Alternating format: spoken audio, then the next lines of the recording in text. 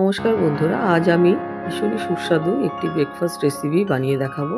সেটি হচ্ছে সাবুর খিচুড়ি। আমি 2 ঘন্টা আগে একটু বড় দানার সাবু ভিজিয়ে রেখেছিলাম। দেখুন খুব সুন্দর সেদ্ধ হয়ে গেছে।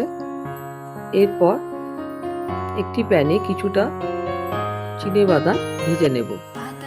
আস্তে আস্তে বাদামগুলো কাঠকোলা ভেজে নেব। এরপর ওই প্যানে কিছুটা রিফাইন তেল দিয়ে দেব।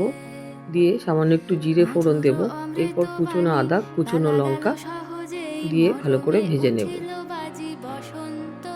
ভাজা হয়ে গেলে কেটে রাখা আলু আর গাজর দিয়ে দেব। আপনারা চাইলে আর একটু সবজি দিতে পারে।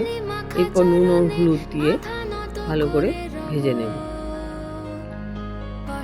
এরপর কিছুটা কারি পাতা দিয়ে দেব, যাতে একটা ভালো ফ্লেভার আসে। কারি পাতা দিয়ে ঢেকে ঢেকে সমস্ত সবজিগুলো ভালো করে ভেজে নেব। সবজিগুলো একটু ভালো করেই ভাজতে হবে।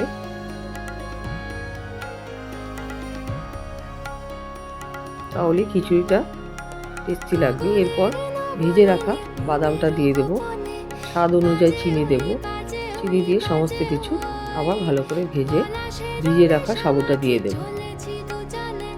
দিয়ে একটু আঁচ কমিয়ে ভালো করে সাবুগুলোকে ভাজতে থাকবো। ততক্ষণ ভাজবো যতক্ষণ প্যান থেকে সাবুগুলো ভালো করে উঠে না যাচ্ছে। এরপর সেন্টের জন্য সামান্য একটু এলাচ গুঁড়ো দেব। দিয়ে সমস্ত কিছু ভালো করে ভেজে নেব।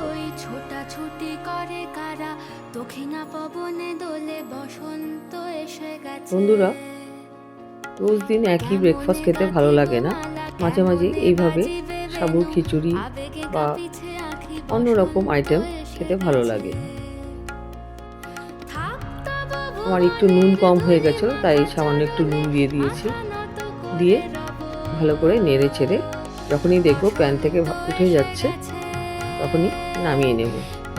এইভাবে সাবুর খিচুড়ি বানিয়ে দেখবেন বন্ধুরা, সত্যি খুব সুস্বাদু হয়।